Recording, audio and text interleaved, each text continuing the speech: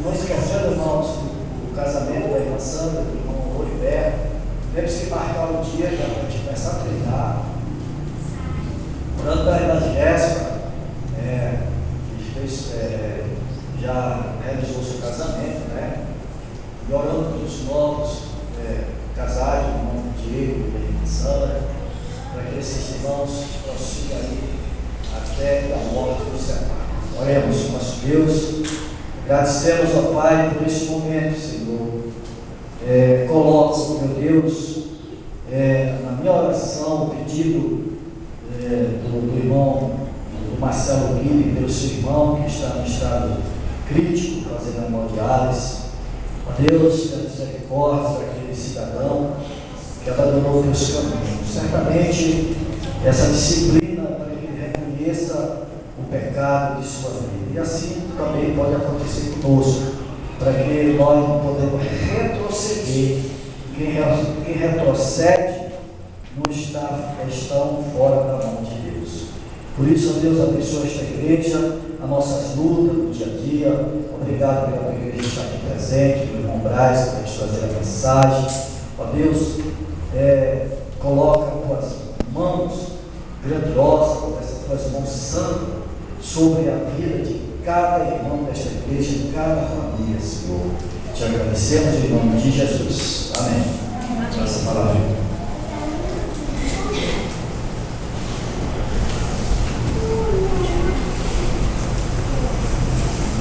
Boa noite aos irmãos. Vamos abrir a nossa Bíblia.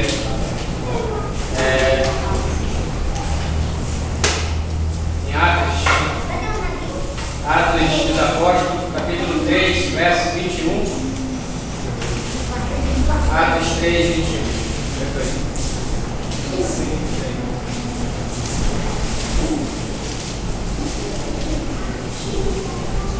Atos capítulo 3, verso 21.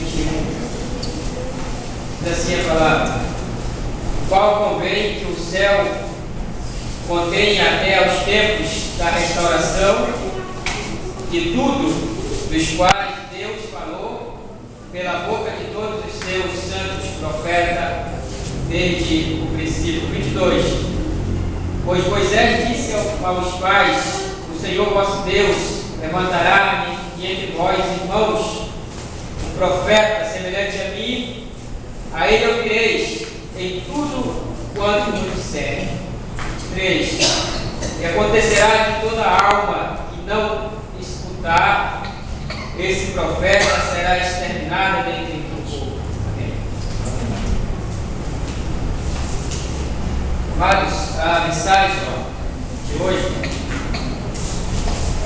tem como tema vasos quebrados, porém restaurados pelo Senhor. Amém? Veja, vasos quebrados, porém restaurados pelo Senhor. Tem uma pergunta, diz assim: não poderei eu fazer de vós como fez o oleiro? Essa pergunta está lá em Isaías. Aliás, Jeremias capítulo 18, tá? Vamos ver Jeremias capítulo 18.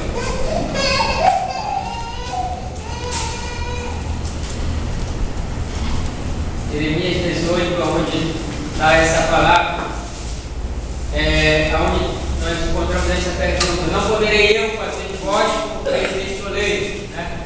Isaías capítulo 18. Jeremias 18, 1 a 6. A palavra do Senhor que veio a Jeremias dizendo: levanta-te e desce à casa do oleiro, e lá te farei ouvir as minhas palavras. Desci à casa do oleiro, e eis que ele estava fazendo a sua obra sobre as rodas. Verso 4. O vaso que ele fazia de barro quebrou-se na mão do oleiro. Tornou-se a fazer dele outro vaso, conforme o que pareceu bem aos olhos do oleiro a fazer. Verso 5.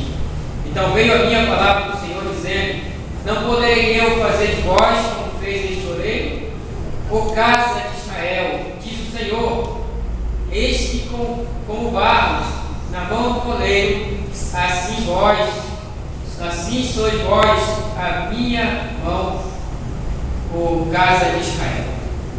Amados, todas as coisas que criadas por Deus ou inventadas pelo homem necessitam ser restauradas. Todas as coisas necessitam ser restauradas. E só quem pode fazer esta restauração é quem o faz, quem o criou, né? Nós vemos que só Deus pode restaurar a nossa vida como crente, como pessoa, porque nós somos criaturas de Deus, Deus nos criou. No primeiro caso, refiro-me à criação, natureza e o homem, né? Em Atos, onde na nossa leitura, 3:21, o qual convém que o céu contém até os tempos da restauração de tudo, dos quais Deus falou pela boca de todos os seus santos profetas desde o princípio. Então, o grande objetivo de Deus é restaurar todas as pessoas. Primeiro, Ele convida a todos para Ele. O grande convite de Deus é para que nós vamos seguir, aceitá-lo, aceitar o convite de Jesus. Mas nesse meio tempo de nossa vida cristã, o que acontece? Enfraquecemos. Quem é que não enfraquece? Todos nós enfraquecemos. Então, Ele disse que o tempo do Senhor vai se conter, ou seja, vai passar o tempo de Deus para que você seja restaurado por Ele. Romanos 8, 21, 22, diz assim: na esperança de que também a mesma criatura será libertada da servidão da corrupção para a liberdade da glória do Filho de Deus. Verso 22. Porque sabemos que toda a criação geme e está juntamente com dores de parto até agora. Amados, observe, na esperança de que também a mesma criatura seja libertada da servidão e da corrupção. A palavra servidão aqui vem referir-se ao pecado. Que todos sejam libertos do pecado, que todos sejam livres. Verso 22.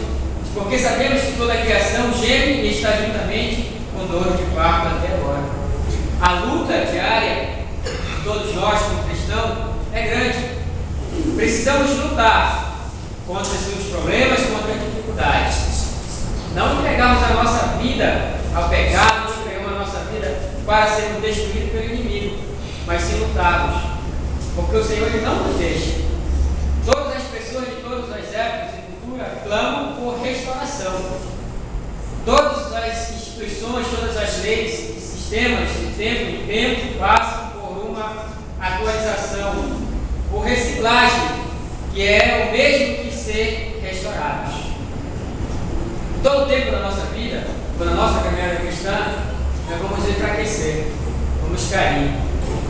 Às vezes as pessoas olham para a sua própria vida e acham que não tem mais solução, acham que não tem mais futuro para que ele venha a lutar pela sua vida cristã.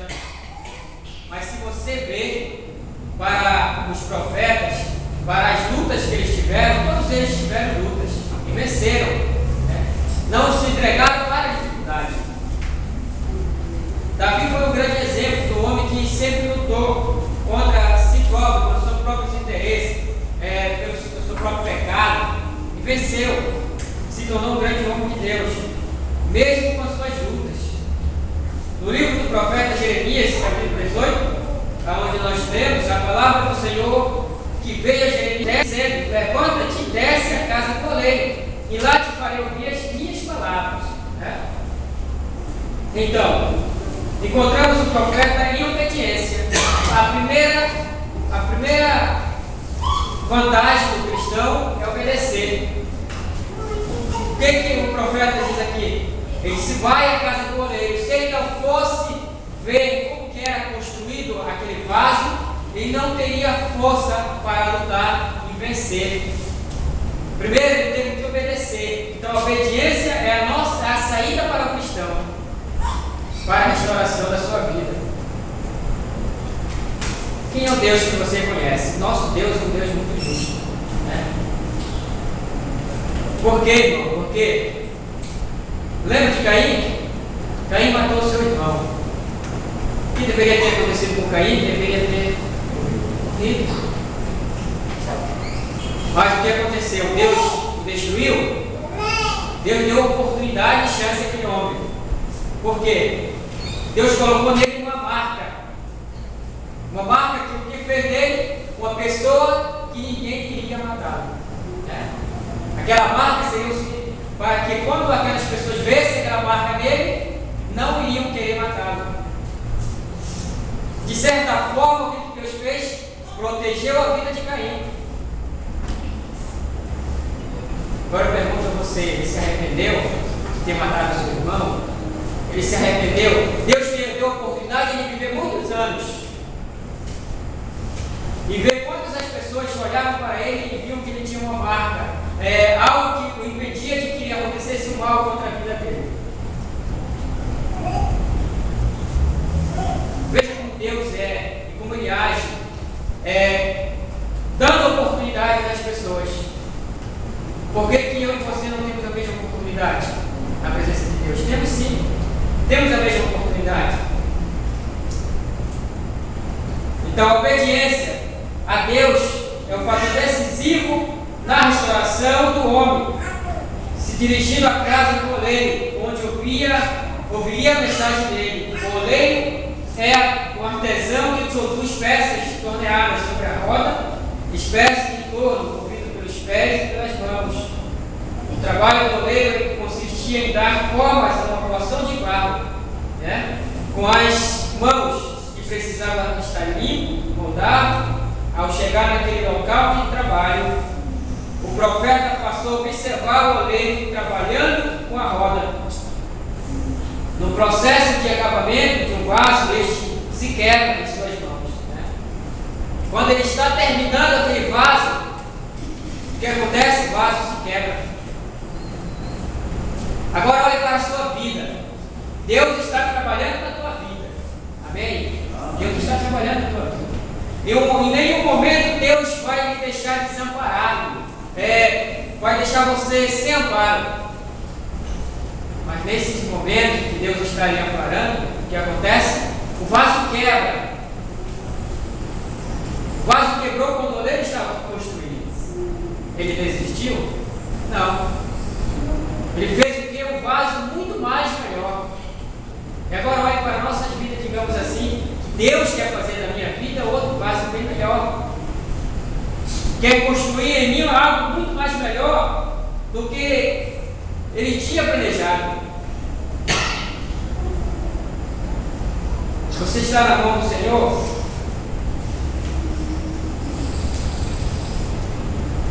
O que leva o refazê-lo? O que leva ele a refazer o vaso? Moldando outro vaso de acordo com a sua vontade. Foi neste cenário que o profeta ouviu a voz de Deus e disse: Ô comunidade de Israel, não posso agir com vocês como fez o oleiro. Pergunta o Senhor: como o barro nas mãos do oleiro, assim são você nas minhas mãos, ô comunidade de Israel. Vejamos algumas lições que este quadro tem a nos ensinar. Primeiro, Deus não cessou a sua obra em nós. Deus não cessou a sua obra em nós. E o vi trabalhando, Ele viu o oleiro trabalhando. Da mesma forma como Deus está trabalhando em nossas vidas. O vaso é de barro que Ele estava formando. Verso 3 e verso 4, nosso texto de Jeremias. Estamos em construção. Nós estamos em construção. A obra de Deus ainda não está acabada, principalmente neste mundo e na nossa vida. Enquanto a graça se estende a todas as pessoas e a nossas vidas, a obra de Deus não está por aqui. Significa que Deus está trabalhando em nossas vidas e quer que nós também trabalhemos para Ele.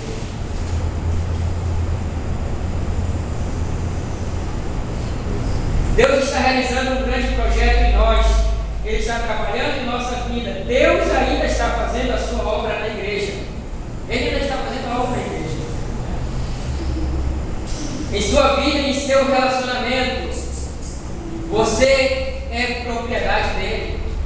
Você pertence a Deus. No momento que você toma a decisão de aceitar a Cristo, você passa a ser propriedade de Cristo. Porque antes, irmãos, você era considerado uma criatura. E no momento que você aceita a Cristo, você é o quê? Filho de Deus. No texto fala de Israel, tirado do Egito. Hoje somos nós tirados do mundo para ser moldados. Né? No texto, o barro é o povo de Israel tirado do Egito. Como foi que Deus tirou o povo de Israel do Egito? Com muitas provações para aquele povo que não deixava o povo de Israel sair. Né? Muitas coisas aconteceram no Egito para que o povo de Israel saísse. Coisas imaginadas para aquele povo aconteceu para que o povo de Israel fosse liberto das mãos do povo do Egito. Deus tirou e levou eles para o deserto para serem moldados por Deus. Por várias vezes, o que aconteceu com eles? Eles queriam voltar para o Egito. Mesmo sendo escravos no Egito, eles queriam voltar para o Egito. Irmãos, mesmo sendo escravos muitas das vezes do pecado, do diabo, queremos voltar para o mundo.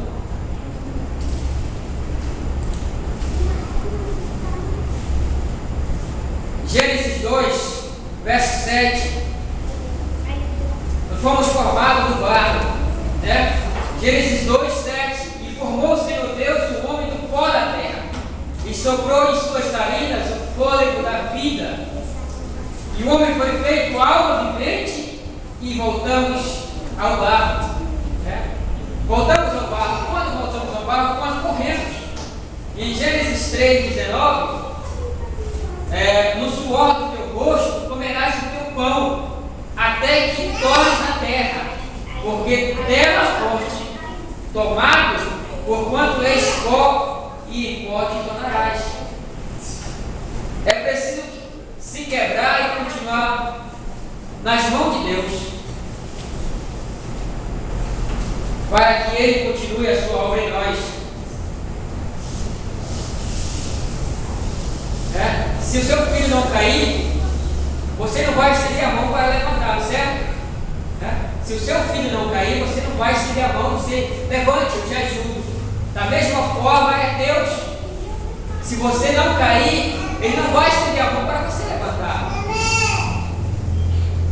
E que, se você estiver de pé, Deus não vai te derrubar.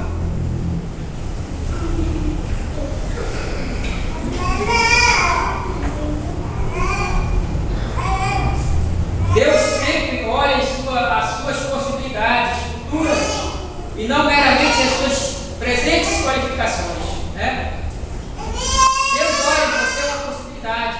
Que possibilidade? De você crescer, de você se tornar um bom cristão, de você fazer a obra dele. Deus olha essa possibilidade em você. Deus nunca perdeu a esperança no lidar com os homens. Deus nunca perdeu a esperança de que o homem se tornasse uma pessoa melhor, de que o homem viesse a fazer a sua obra. Se Deus perdesse a esperança com Davi, Ele teria abandonado a ele. Se Deus perdesse a esperança com Abraão, não teria nascido Isaac, não teria formado a nação que é hoje. Mas Deus não perdeu a esperança. Mesmo a sua esposa não tendo esperança, e até mesmo ele não tendo esperança, mas Deus continuou tendo fé e confiança nele. Você vê que Sara até quis ajudar a Deus, né? Sara resolveu ajudar a Deus. Deu a sua empregada para ser esposa de Abraão, porque ela não se garantia, não achava, não tinha fé o suficiente para acreditar na palavra do anjo dada a ela, por Deus a eles. Mas o que aconteceu no tempo de Deus, nasceu Isaac.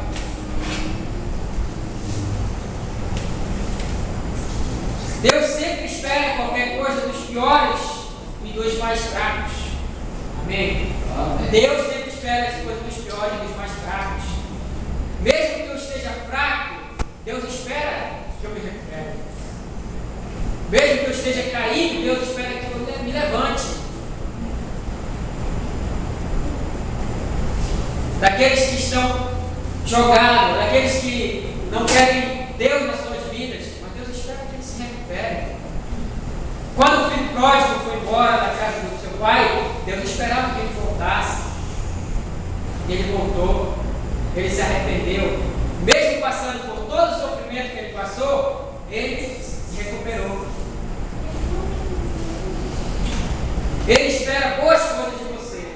Deus espera boas coisas de você. Segundo, circunstâncias podem conspirar contra a obra de Deus em nós. As circunstâncias, os problemas, faz com que o que Deus tem para nós venha a ser adiado.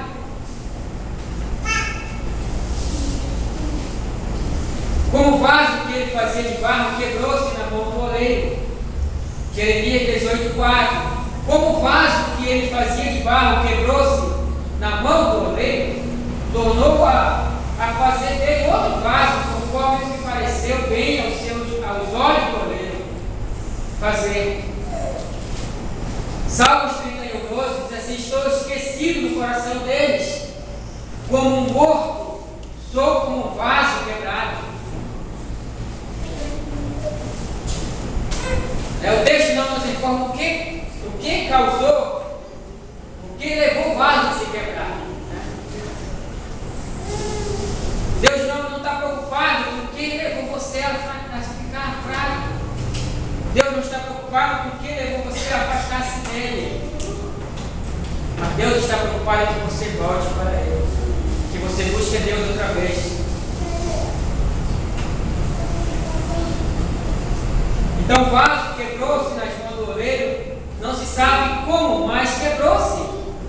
Quebrou-se nas mãos daquele que sabe refazer o que está quebrado. Veja que aquele homem era profissional, mas mesmo assim aquele vaso se quebrou nas mãos dele. Precisamos nos quebrar nas mãos de Deus. Precisamos nos humilhar e ser moldados novamente por Ele. Quais são os vasos que se quebram em sua vida? Quais são os vasos que se quebram na sua vida? Quantas vezes você já disse assim: eu sou um vaso de Deus, né? Você já falou isso, já? No seu momento de alegria, no seu momento de... Você disse: eu sou um vaso na mão de Deus. E quais são os vasos que se quebraram na sua vida? Você deve ter muitos planos, muitos propósitos para Deus. E o que aconteceu? Esses vasos se quebraram. Quais são as necessidades de ser restauradas na sua vida? O que precisa mudar na minha vida? O que eu preciso fazer para que haja mudança?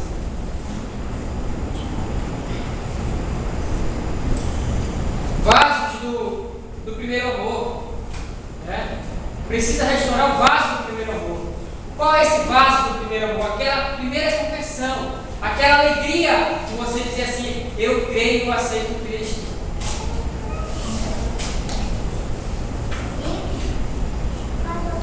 Você perdeu o gosto pela Bíblia, pela oração e comunhão com Deus, com a igreja e os irmãos.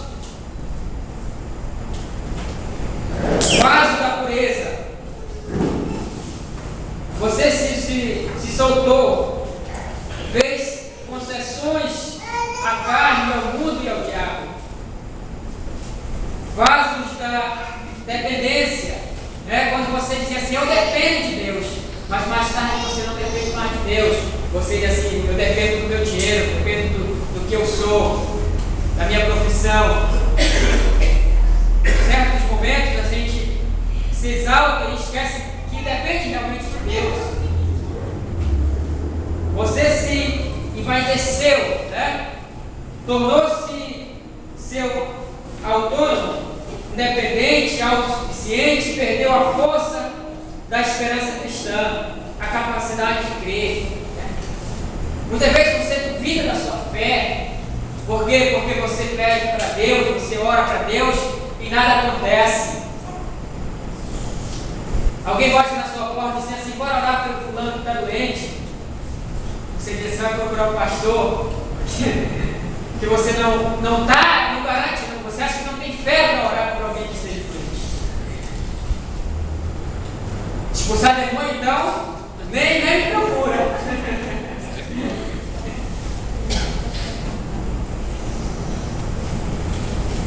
Outro vaso, o vaso do compromisso, né? Esse vaso do compromisso é o mais sério, né? Qual é esse compromisso? Tudo, visita, Bíblia, igreja, oração. Todos esses vasos precisam ser restaurados na sua vida. Você quebrou os votos, as alianças, os pactos que fez com o seu cônjuge, pais, sócios ou filhos, né? Muitas vezes você faz um compromisso, principalmente na hora de casar, né? Não tem nem formato aqui pra gente esquentar a orelha, né? Faz um compromisso de ser fiel, mas aí você quebra esse vaso. Mais cedo na sua vida você restaurar isso na sua vida como casal, mais sucesso você vai ter. Você rompeu todos os seus compromissos, né? Todos os seus compromissos. Não é hora para culpar ninguém. Somos responsáveis pelas mazelas em nossa própria vida, né? Somos responsáveis pelas mazelas em nossa própria vida. Às vezes jogamos toda a culpa para cima de Deus. Estou com febre, estou dor de cabeça, estou morrendo, é culpa de Deus. Você não vê que muitas vezes você falta com o seu compromisso com Deus. Você falta com Deus, mas não quer que Ele falte com você, né? Deus tem que ser fiel comigo, mas eu não posso ser fiel a Ele.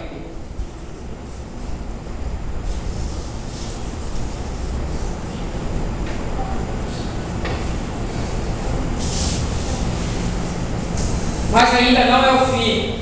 Sabe por quê? Terceiro, porque Deus tem interesse em restaurar suas obras em nós. No verso 4 de Jeremias, então veio a minha palavra do Senhor dizendo, aliás, deu o verso 5, verso 4. Como o vaso que ele fazia de barro quebrou na mão do oleiro, tornou-se a fazer dele outro vaso, conforme que pareceu bem aos olhos do oleiro fazer. Acho que ali não dá para enrolar muito bem essa palavra. Deus é poderoso para nos restaurar. Deus é poderoso para nos restaurar. Para que isso aconteça, nós temos que nos humilhar na presença de Deus.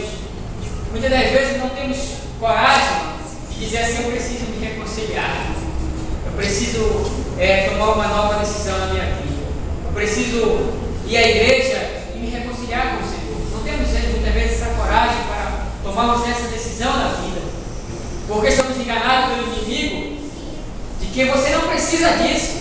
Somos enganados, o diabo nos engana. Você não precisa levantar, você não precisa reconciliar-se com Deus. Então, aqui mesmo, no seu banco, você ora, muitas vezes precisamos fazer isso com Deus. Precisamos fazer pela nossa própria vida.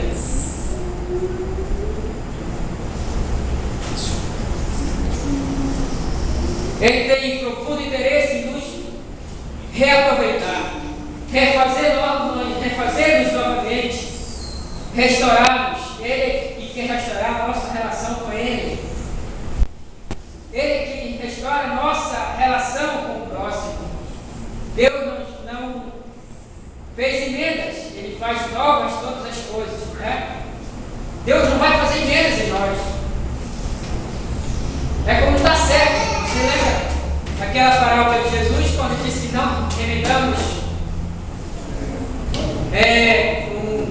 plano novo, no plano velho, não vai dar certo. Deus não faz isso. Deus vai restaurar completamente a vida. Ele faz isso desde que nós colocamos na presença dele. Ele que restaura a nossa sorte. Salmos 14, verso 7. Que alguém encontrasse, fizesse a leitura. Salmos 14, verso 7. Estamos finalizando. Salmos 14, 7. Quem dera que Sião viesse já a salvação de Israel. Quando o Senhor restaurar a sorte do seu povo, então exultará Jacó, Israel se alegrará. Deus tem interesse em restaurar a sua sorte, né? Em fazer você uma pessoa nova. Então coloque-se na presença de Deus hoje. Dia oportuno para você pedir uma restauração do Senhor. Nossos sonhos, nossos bens, nossa saúde, nossas coisas, Ele é quem restaura a nossa alma. Né? Muitas vezes estamos doentes espiritualmente, doente materialmente, doente fisicamente. Aparece todo tipo de doença. E muitas vezes nem remédio dá jeito, porque não buscamos o principal, que é Deus. Então, continue lá, continue nas mãos de Deus, continue moldável, e permita que o Senhor te restaure e faça de você o restaurador de vidas. Isaías 58, 12. Não é esse aqui. 58, 12. Isaías 58, 12. Mas é parecido, né? Então, amados, essa é a oportunidade que Deus nos dá de restaurar a nossa vida, procurarmos algo novo de Deus, que Deus vai estar disposto a fazer de você um vaso novo. Amém? Amém. Faça a oração.